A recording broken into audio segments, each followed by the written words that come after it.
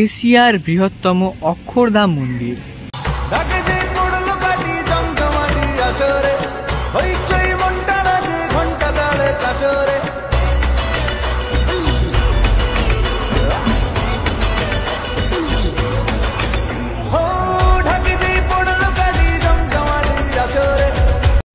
এশিয়ার বৃহত্তম অক্ষরধাম মন্দির কল্যাণী এনএন স্কোয়ার পার্কের এবছরের উপস্থাপনা। একদম সামনেটায় রয়েছি।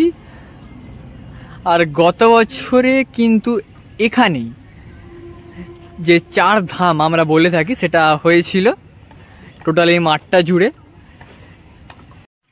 এই যে 4 ধাম কেদারনাথ, বদ্রীনাথ, যমুনেত্রী আর গঙ্গোত্রী, এই 4টে দেখার সৌভাগ্য খুব কম জনেরই হয়।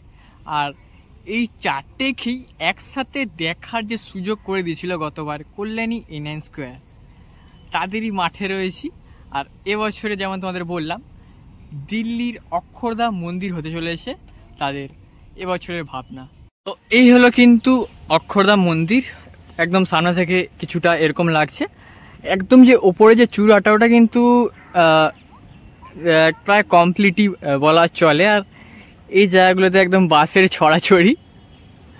আর কিছু স্ট্রাকচার কিন্তু এইখানটা তৈরি করে রাখা রয়েছে।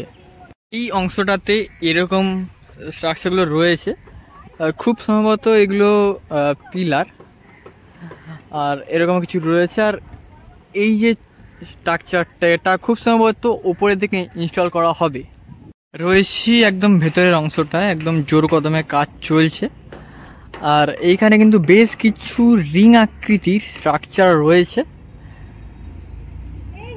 ভেতরের অংশটায় এসে যেটা লক্ষ্য করলাম, এই মণ্ডপটা কিন্তু টোটালি রাউন্ড শেপের, পুরো ব্যাপারটাই কিন্তু গোল আকৃতির।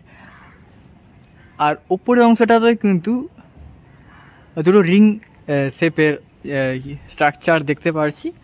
পুরো মণ্ডপটাই ভেতরটা গোল। আর মাতৃমূর্তি কিন্তু এখানেই থাকবে, বেদি করা হয়েছে এখানটা। আর এখানে কিন্তু বেশ কিছু স্ট্রাকচার রয়েছে।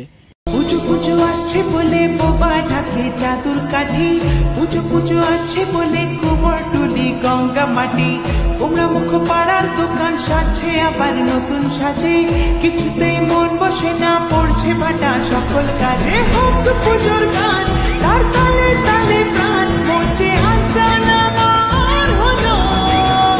A9 পর এবার চলে এসেছি A2-তে। দুটো পুজো একদম পাশাপাশি, ওই দিক থেকে এলাম আমি। আর এইদিকে কিন্তু পুজোটা হয়ে থাকে A2। একদম A2 স্কোয়ারের মাঠে চলে এসেছি। বেসিক্যালি এটা একটা স্কুলেরই মাঠ বলা যেতে পারে, সেখানে কিন্তু পুজোটা হয়ে থাকে। আর এবছরের A2 স্কোয়ারের উপস্থাপনা থাইল্যান্ডের গোল্ডেন বৌদ্ধ মন্দির। এখন অবধি A2 স্কোয়ারের এই পর্যন্ত কাজ হয়েছে, একদম প্রাথমিক পর্যায়ের কাজ বলা যেতেই পারে। তো থাইল্যান্ডের গোল্ডেন টেম্পেলের কিন্তু এতটাই কাজ এগিয়েছে যে চূড়ার অংশটা এতটাই হয়েছে। আর যেমনটা বললাম প্রাথমিক কাজটাই হয়েছে, এই অংশটা বিভিন্ন স্ট্রাকচারগুলোকে রাখা হয়েছে। আর ভেতরের অংশটা কিন্তু আরও স্ট্রাকচার রয়েছে, কারণ এখনও প্রচুর কাজ বাকি আছে। যতদিন এগোবে আস্তে আস্তে সমস্তটাই আরও ফুটে উঠবে। তাই কিন্তু অনেকগুলো পিলার দেখতে পাচ্ছি, সমস্তটাই একদম সোনালি রঙের। আর এই অংশগুলোতে সব স্ট্রাকচারগুলো রয়েছে। এখানে একটা বৃহদাকৃতির স্ট্রাকচারও রয়েছে।